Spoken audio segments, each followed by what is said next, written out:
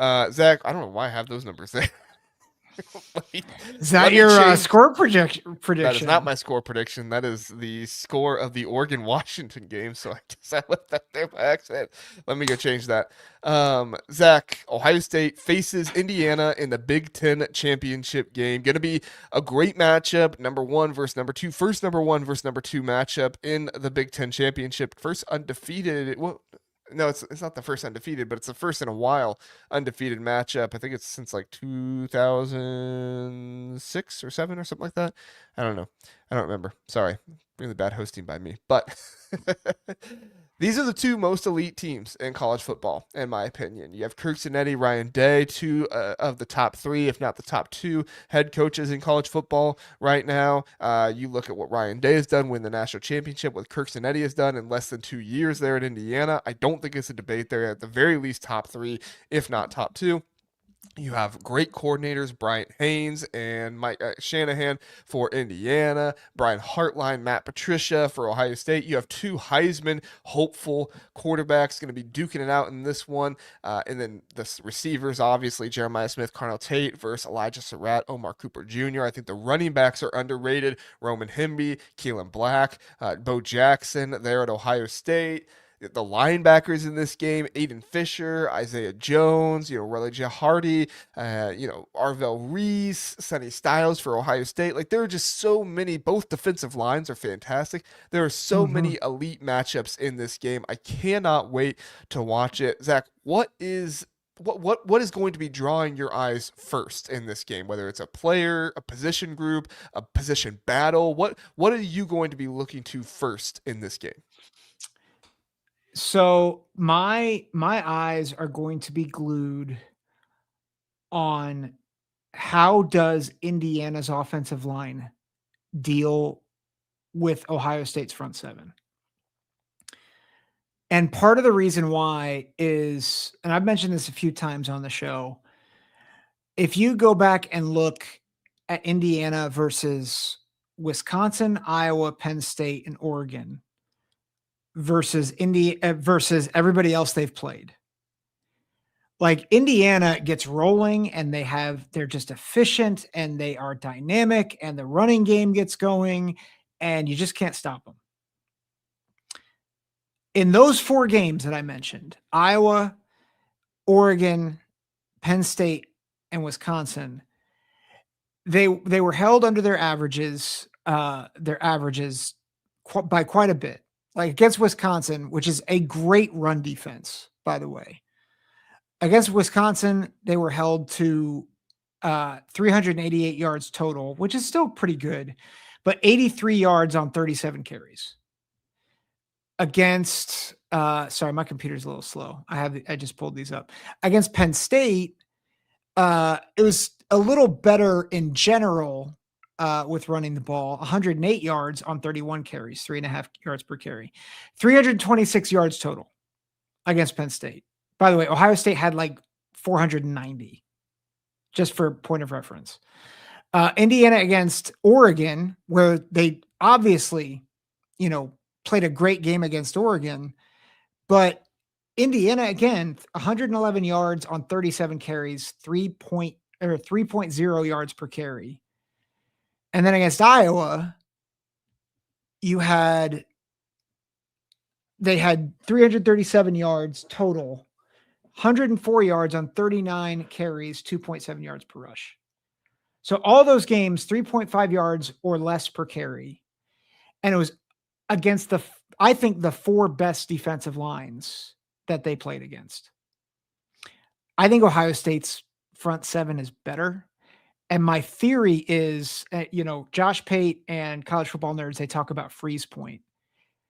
Is this going to be a game where we see Indiana's offense struggle to keep up because the defensive line kind of limits their ability to be efficient? Yeah, I think that the point on the defensive line for Ohio State is probably the biggest thing you're going to look at in this game, not just because of the pass rush and trying to get pressure on Fernando Mendoza, but also stopping the run. If you are going to stop this offense, you have to stop the run. Now, you hardly can stop this offense at all. I don't think anybody's going to completely stop this offense this season. The best you can do is try to limit them, try to slow them down, and that's going to be Ohio State's best bet in this one. I've seen some people say like, "Oh, Ohio State's going to win this 38-3 or like 24-6 or something like that." I don't think that's going to happen. Indiana's going to score the most points on Ohio State this season of any team, probably all season, maybe even in the playoffs as well. And that's not anything against Ohio State. That's just how good of an offense Indiana has. But Indiana has to come in with the best offensive line play they've had all season. They're a little banged up. They've had 7 different starters this season. And what was the biggest issue last year in the Ohio State Indiana game? It was offensive line and special teams. And so you need both of those two units to be playing at their absolute best. I think it's fun that there's Zin Michalski on this offensive line for Indiana, former Ohio State offensive lineman who transferred there here in the offseason. But do not underestimate Pat Coogan and how good of a center he is. He faced Ohio State last year, albeit with the Jim Knowles defense and not the Matt Patricia defense. But he did see some of these guys. Carter Smith faced him last year, and Carter Smith actually did not play poorly in that game against Ohio State. Mhm. He was one of the offensive linemen that did rather well in that one. It was just other offensive linemen around him weren't doing all that great. But I want to see what the interior of the offensive line looks like against this Ohio State defensive line. This Ohio State defensive line lines up their big defensive tackle, Caden McDonald, right over the center. It's going to be a great matchup for Pat Coogan. And then those two guards this season they haven't been excuse me, they haven't been bad, but they have been some of the weaker parts, especially with a Johnny coming in, in relief there at left guard. What's that going to look like if Indiana's offensive line plays really well and they're able to hold off Ohio State's defensive line? I think Indiana has a really good chance of winning this game, but Ohio State's defensive line is going to have to play really, really well if they want to make sure they secure this win. So Todd McShay was talking about Caden McDonald on his show the other day, and he made the point that he thinks that Caden McDonald is the glue of the defense. And I thought that was a helpful thought. Is this the best defensive tackle that Indiana has played? Well, let's see, for Iowa, they have Graves. Yeah, I think better than who Iowa has. Oregon has really good defensive tackles and Bear Alexander and Amari Washington. I would say Caden McDonald's played better this season, but that's still really close. I might take the pair of Oregon's defensive tackles, but Malone has been playing well. Houston's been playing well lately, so that's a really hard choice. Who else do you say? Wisconsin. I'll take them over to Wisconsin, guys. Zane Durant, Penn State. Yeah, I'd take him over Zane Durant easily. But Zane Durant's a 3-tech. Caden McDonald's more of a 1-tech. Yeah. But yeah, I'd still take him over the Penn State guys. So yeah, probably the best defensive tackle to see this season. Yeah. So I think that's like he neutralized. I mean, it wasn't just him, but like Michigan in the first half last week. I mean, banging on him, but 118 yards in the first half. And then K-Mac kind of just mans up and just shut it down. And that was against a good center in Greg Crippen. I am concerned that we're taking too much away from that Michigan game. That's possible. The Michigan offensive line does have 3 redshirt freshmen starting on it. Kenyatta Jackson had his best game of the year because the left tackle from Michigan was on skates the entire game. He couldn't block Kenyatta Jackson. That's not going to happen with Carter Smith. Carter Smith's too good. That's true. Well, Carter Smith, I'm just looking on here. Ryan Wilson at CBS has Carter Smith as a first round pick right now. So he's legit awesome. dude. Yeah. He's going to be fantastic for in this game and through the playoff run for Indiana, however long they're playing for that. So it's funny, you go to PFF and Indiana is surpassing Ohio State in basically every PFF grade. So it just continues to show how disciplined and how well this team plays. So when you go to like the graded stuff, a lot of graded, stats and stuff like that has Indiana winning this game. But I still think that there are aspects of last year that have to be talked about with the elite athleticism that Ohio State had, and has Indiana developed enough to get past that, and have they learned enough? Because Kirsten said it himself. That was a learning experience for him last year. They learned what it was like to go up against a very elite team. And I think Ohio State has even more of these kind of athletic freaks on their roster than they did last year. They had some really good guys last year, but I don't know if they had some of the athletic freaks that Ohio State had last year. So what is Indiana going to do to go up against those guys? I think Indiana improved their roster, improved their team, no doubt. But Mhm. it's just going to continue to be a great matchup. On the outside, Elijah Surratt, Omar Cooper Jr. What are they going to do against these cornerbacks for Ohio State? And then also, Fernando Mendoza, we talked about it with him. He is just such a smart guy. He does his homework every single time. You are not going to get blown coverage or anything like that past Fernando Mendoza. Really, your only way to stop him from throwing the ball down the field is to get pressure on him, because that's when he struggled this season. Outside of getting pressure on him, he really hasn't struggled this season. Yeah, and I think again, so a great point in this when Indiana played Illinois, which I know a lot of people are going to bring up the Illinois game, but no pressure, like clean pocket. And when you have that at Indiana, the way that this offense is designed, the way Signetti coaches you, you're going to score in the 50s and 60s. Like, so if you don't have the defensive line to shut down and get pressure on Mendoza and stuff the running game, like you're going to get at least 40 put on you. Like that's just not, it's just expected. So you've got to have the defensive line, and you've got to not just in the run game, but putting pressure. Mendoza's been phenomenal. And that's one of the reasons why I think it's just a joke that Diego Pavia is like even with him right now in the Heisman race. Mendoza's been phenomenal.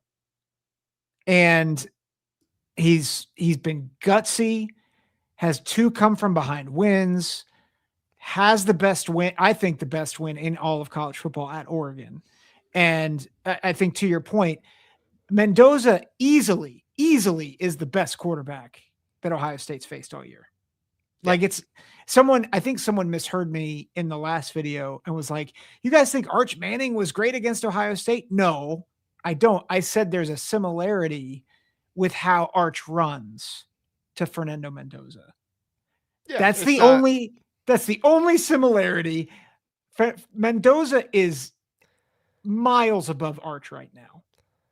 And Mendoza's legs are going to give Ohio State issues, not only because of his athleticism and kind of sneaky how he can be with running the ball, but also because Shanahan calls a great offense. I mean, he seems to know when to call those QB draws, when to run Fernando Mendoza Mm-hmm. every single time. To me, the biggest thing, I know I'm going back to the offensive line, we're going to go away from this here in a second, but the biggest thing with Mendoza is, does he have time for some of these RPOs that they run? Really, once the offensive line started getting injured more and more pressure was getting on Mendoza, that's when you started to see these RPOs go away a little bit more. And I think it was because of some of the pressure that teams were able to get on Mendoza. Does the offensive line for Indiana, do they get healthy? Do they have their guys back? I'm really, really interested to see what happens in this game with that. And then I'm also interested, well, do you want to read Philip's comment before I move I, on from the quarterbacks? I was going to say, like, Philip says this. I think Altmaier is probably the best quarterback that Ohio State's faced. And I would Outside of probably Mendoza, yeah. outside of Mendoza, and Mendoza is, I think, much better. And I don't mean that to denigrate Altmaier, but like Altmaier is going to be like a day 2, day 3 pick. Mendoza could be the number 1 pick in the draft. Like Yeah. that's the difference. Yeah. And, excuse me, athletic profile and stuff like that factors into that as well. But yeah. One thing I think is going to be really interesting in this game is that Indiana does love to play all 3 of their linebackers a lot. I mentioned all 3 of them. Rajah Hardy, Aiden Fisher, Isaiah Jones, all of these guys, they love to play all 3 of these linebackers. And Ohio State, with their, wide receiver depth with Brandon Inniss, and if Quincy Porter can play, we'll see. But with that, kind of stuff, are they really going to line up with three linebackers out there if they have Brandon Ennis out there against their three, linebackers? Because you would essentially have to put one of your linebackers on Brandon Ennis if that happened. And I don't think that's a very good idea at all. I think this is a game where you're going to see Ohio State spread it out a whole lot more. You're going to try to get less linebackers on the field for Indiana because they are really, really skilled at linebacker, and try to get them to have a nickel in there more often. Not saying Indiana's nickel is bad or anything like that. Their linebackers are all just so good, and the less of them you can have on the field, the better opportunities that Ohio State will have to score on this defense. But do you think they'll do that at the expense of taking Kazmarek and Claire off the field? Well, you can go three wide and still have Kazmarek out there and a running back, right? Yeah, that's true. So they might just switch him out a little bit more. But you didn't see Claire as much as I thought you would in that Michigan game.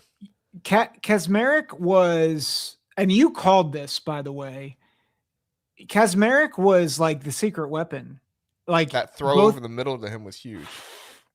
It was a great throw, but then his blocking, his blocking was I mean, he was murdering people out there.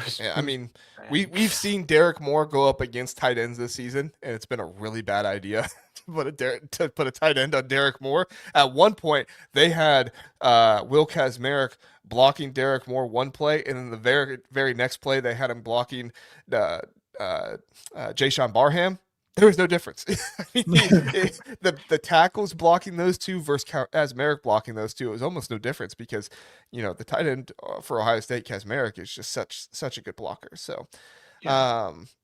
What do you think of the matchup between D'Angelo Pons and Jeremiah Smith? Because Pons only 5'9". I know he gets knocked for this a lot, and he kind of has a chip on his shoulder about it and says the bigger the wide receiver, the better, because they're slower. And typically that is the case, but Jeremiah Smith, an alien, so that impacts things. But they went to high school, they were at the same high school. D'Angelo Pons coming in with a big chip on his shoulder, going up against Jeremiah Smith. They play some really good coverage in the back end of Indiana that I think are, they're going to do a good job of going up against Jeremiah Smith and Carnell Tate. But trying to stop those two is nearly impossible. If they do decide to go man and we see D'Angelo Pons on Jeremiah Smith, what do you think that matchup is going to look like? So this will start to tip my hand where I'm leaning in this game. I think Ohio State's actually going to try to avoid D'Angelo Pons. Line him up in the slot a little bit more, stuff like that. We have not seen Smith really in different, like I don't know how much he's lined up in the slot, but I don't think he's been there often. Rarely is he isolated on another side. I mean, it's very clear when they do, because that's when they target him, and he's almost always catching it.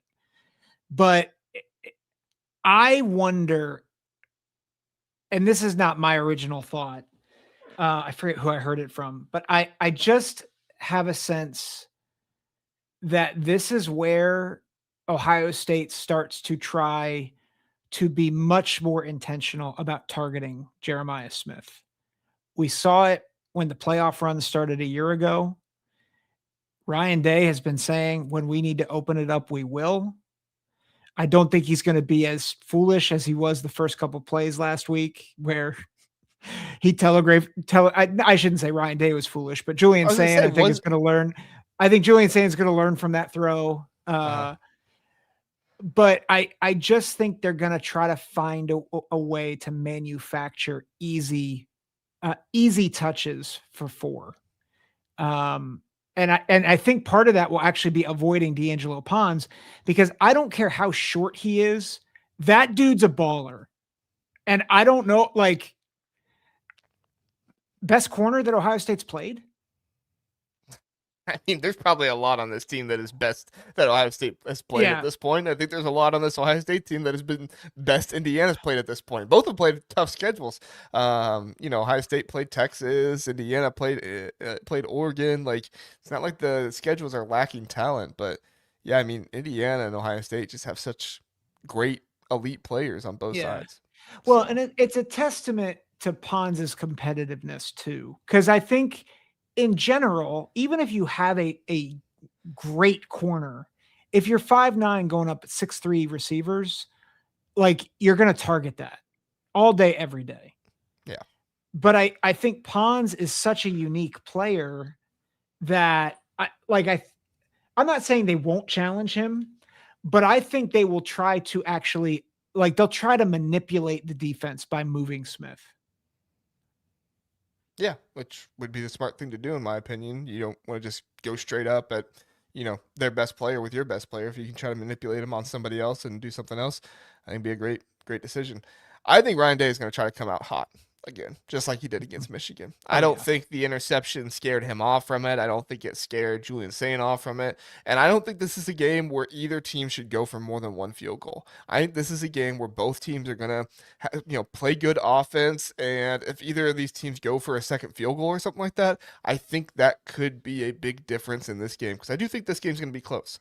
As much as we did mention that Ohio State won by a good amount of scores last time they played, we came on here and said it was not as lopsided as people thought. Indiana did outrush Ohio State, and while the special teams play was bad for Indiana, that was kind of a big turning point in that one. So if Indiana can get the special teams right in this one and not give up a huge play or great field position, a shanked punt or anything like that to Ohio State, that's going to be huge to put them in a better field position. And Indiana, by the stats, has been the team that's been putting themselves in better field position this season than Ohio State. It's not to say that Ohio State's bad with it or anything like that, but Indiana's just done it more consistently this season. And I do think that's a big part of the Indiana improvement this season that doesn't get talked about enough is how much they have been more of a threat with their special teams. And it has given them better field position out there to set up their offense in better scenarios.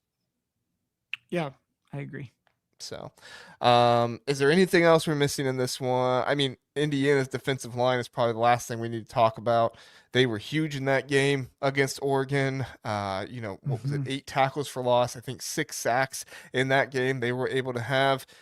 Listen, this Ohio State offensive line is good, and they played really, really well against Michigan. But Indiana does do some different stuff with their defensive line, and Tegra on the inside of Ohio State has got a little bit this season by Yep. some of the stunts and things like that that people can run. Luke Montgomery is a mauler. Philip Daniels is a mauler, but both those guys can over pursue at times a little bit. And so if you get them overworking, you could possibly get into the backfield and have some more tackles for loss. I mean, what's your thoughts on the Indiana defensive line versus the Ohio State offensive line? Yeah, I mean, I think Indiana can absolutely get them. And while Sayan has been, I think, very good navigating the pocket and getting out of harm's way when he needs to, he's not as mobile as Mendoza is. We have not seen Sayan have to deal with a lot of pressure.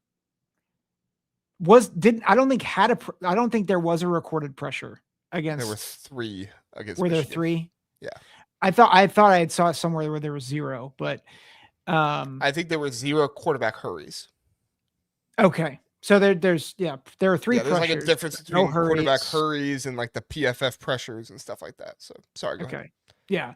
So I think it'll be intriguing to see how many hurries and sacks Indiana. Like I think that could be the stat that tells us whether this is a game that's close and ends up in Indiana's favor, or if this is a game where Ohio State has maybe more of a significant edge than people might think. If Indiana gets 3 sacks, this is absolutely a dogfight. And this game I think goes down to the wire and Indiana might win it. I think if Sayan is clean, I don't like Indiana's chances at all. Well, if he's clean, it means he can throw down the field more, right? It means Carnell Tate's Right. going to run down there. Yeah. And that's the thing with Carnell Tate is that it's not that the safeties of other teams are bad. Like I said, the safeties of Michigan, the deep Yeah. safeties are not great. Since they've been missing Rod Moore, that's been a huge issue for them. But it's not to say that safeties are bad against Ohio State. It's just some of the routes and things like that Ohio State is able to run builds them enough separation. And Julian Sane is so accurate at times that it gives them so many issues. And obviously, Carnell Tate is one of the huge reasons for that. Example A, the Wisconsin catch where he had 2 guys on him but still came down with it. So Yeah. we'll have to see. I'm really interested to see how that plays out with the pressure from Indiana's defensive line. To me, I'm with you. If Indiana wins this game, the defensive line is going to have to be absolutely amazing. Not just in run defense, not just in pass defense. They're going to have to be absolutely amazing, getting pressure on Julian Sane and also stopping the run for Ohio State and not allowing them to have all the time of possession, because that killed Michigan how much time of possession they had. And Indiana can't let Ohio State get anywhere near 40 minutes of time of possession. Yeah. Well, and to your point, that's what killed Oregon, right? Mm-hmm.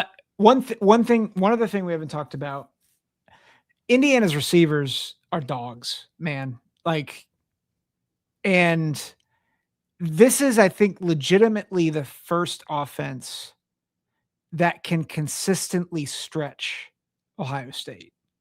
Omar Cooper, like, as much I love Surratt, I think Cooper might be the X factor in this game for Indiana. Cooper's electric with the ball in his hands. Yeah. And he's so, able to like, go up and get at the ball too. Like he can do both. yeah. So, like, I think if you're looking for, if Indiana wins the game, what has to happen? I think the defensive line has to just wreak havoc. 3+ sacks, a bunch more hurries. And then I think on the other side, I think they're able to run enough where they keep the offense running. And Omar Cooper in particular, I think, just exploits the middle of the field. I think Ohio State's defense is a little vulnerable to those seam routes over the middle. I think you could really see Cooper having a field day in the middle of the field. This is the last thing I'll say, and then we'll get to predictions. He could if Indiana goes to the middle of the field. They don't go to the middle field this year like they did last year with Curtis Rourke. Now, that's not to say that, like they can't go to the middle of the field. They can, but they just don't go to the middle field as much as they did with Curtis Rourke. And I think that is where Ohio State's secondary is the most susceptible. The seams down the middle of the field, trying to crossing post riders, because I don't think Ohio State's linebackers are as good in coverage as some other teams' linebackers are. I think Indiana's linebackers are excellent in coverage. So I do think this is an area that if Indiana is going to win this game, they're going to have to attack the middle of the field more. Shanahan has showed last year he's comfortable with attacking the middle of the field. Does he do it this year with Fernando Mendoza? We'll see. I think this is going to be a huge part with this game. And if we just see Indiana continue to go outside, I think Matt Patricia is going to hang on to that and go to that. But I think over the middle of the field, if Indiana pressures that a little bit more, I think that'll open things up more on the outside, and you'll see Indiana be able to start doing more of kind of what they wanted to do. Zach, what is your prediction for this game and why? So I want to preface this by saying I picked Indiana against Oregon. You did, and you were correct. Yeah. I don't think Ohio State is Oregon. And I am very, very clearly an Indiana fan this year. I think they are excellent. But I think that offensive line, defensive line issue that I've seen against Iowa, against Penn State, against Oregon, against Wisconsin, they got past those, right? I saw someone comment in the chat, like, yeah, and they won those games.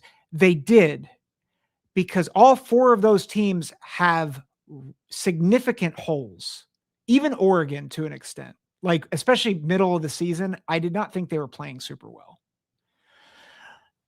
Ohio State is starting to kick into another gear.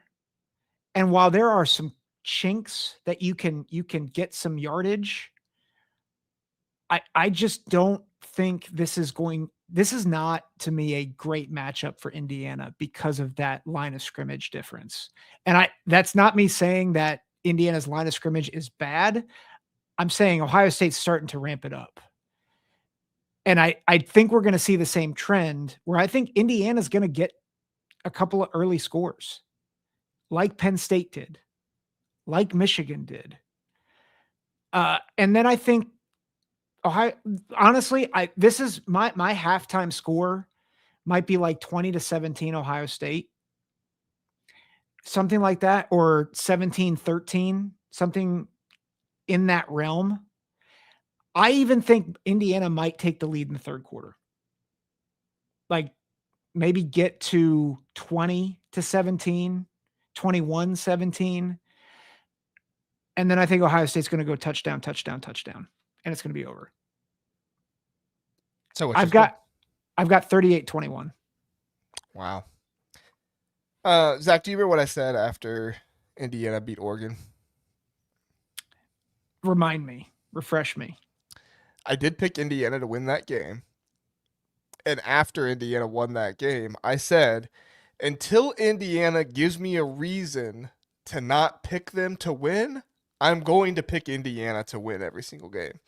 I'm a man of my word, and I will pick Indiana to win this game over Ohio State. I think Indiana wins this game 24-21 over Ohio State.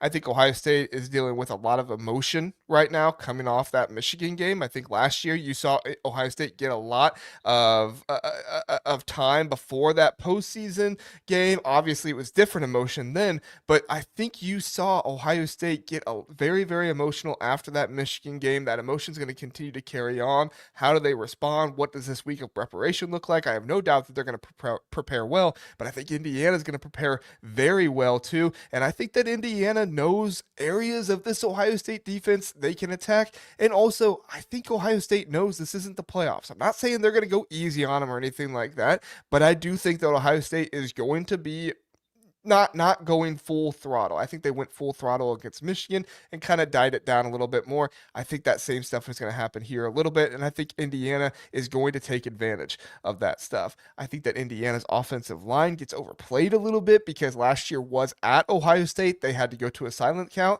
and if you look at the pressures that Ohio State got on Curse Work so big last year, was that they do the silent count. They knew when that ball was going to be snapped. And then we also learned later on what about Curtis Work? He had a torn ACL. He had no mobility. He wasn't able to move. They weren't able to get him out of the pocket. I think Fernando Mendoza is completely different. They're going to put him on the rollout. They're going to get him out of the pocket, play action, rollout, all this stuff. They're going to run Fernando Mendoza more so if Ohio State's defensive line starts, pinning their ears back too much and going after him. They're going to hit him with that QB draw, and Fernando Mendoza is going to get some first downs and really, really frustrate this Ohio State defense. And it's going to be a game in the fourth quarter. I don't know if it's going to be a mistake by Ohio State or a game-winning play or anything like that by Fernando Mendoza, but I have said this season, even though it was against some weaker competition, Indiana's played in the big moments at the end of the game where they need the game-winning drive. I think that's really going to help Indiana in this one. I don't know if Indiana beats Ohio State again if they meet in the playoffs, but I think for this one, I like Indiana's chances. I think the defensive line is going to come up huge. I think the linebackers are going to be huge, and I do think the safeties for Indiana are not talked about enough. Lewis Moore, Amari Farrell, these guys are excellent. They do a great job. Moore is one of the smartest safeties in all of college football, in my opinion. Always seems to be in the right spot, always seems to know what to do. I know they had the one miscommunication early on in the season where everybody was saying it was Pond's fault and everything. So they do. It's not like they're completely perfect, but I do think that Indiana gets underrated on defense. I think they're going to hold Ohio State to 21 points, and I think Indiana at some point in this game is going to get a special kind of score or set them up special with their offense for a score. And I don't think Kirkcinetti is going to settle for field goals. I think that was one of Sherrone Moore's biggest detriments in that Michigan game was that he settled for field goals. He said, we're going to let Ohio State make mistakes, and we're going to capitalize on it. I don't think Cignetti's going to have that same approach. I think he's going to go after him. I think he's going to be going for it on fourth down. I think you're going to see a lot of fourth downs on this one. And I also think that Cignetti's going to be prepared for some of those slant and goes by Jeremiah Smith, right? They're going to have the safeties back there ready for those type of things. And overall, I think this is the best coaching staff Ohio State has seen. Ohio State's still going to be, top bye team in the playoffs and everything, even if they lose. But I think Indiana is going to really give them a challenge in this one, and they might just come out on top. Bold pick. I'm a man of my word, Zach. I said I wouldn't go away. We lost 12 viewers when I made that pick, but that's okay. I said I wouldn't go away from it, and so I'm a man of my word. I'll do it. I just want to point out you're making the wrong pick against Ohio State like I did last week. To be fair to me last week, I would have picked Ohio State if Michigan hadn't beat us 4 times in a row. And I will say us because I have a personal stake in that rivalry. Here's my and we don't have to talk about it. I don't disagree with you. I think there's a sense where people are overplaying last year's game, Yes. but I think you can do that on both sides, because do you remember who Ohio State lost in the lead up to that game? To which game again? Indiana, who they lost Oh, personnel wise.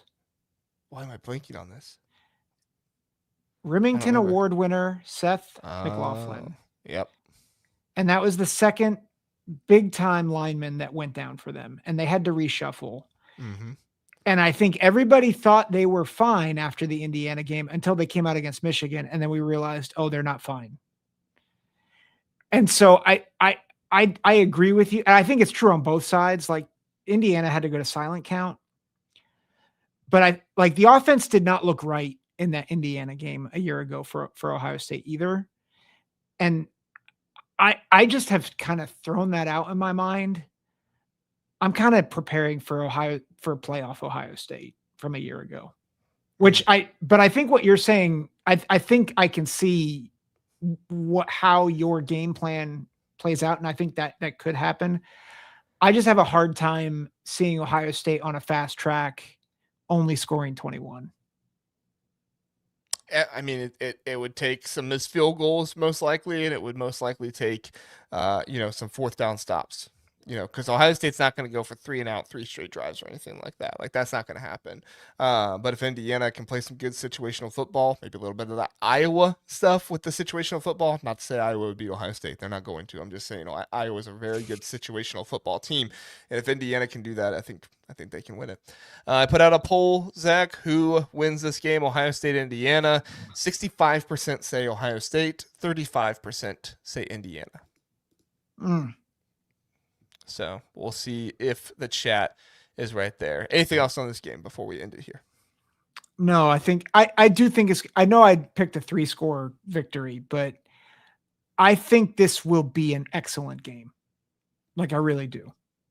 I can't wait. It's going to be great. Yeah.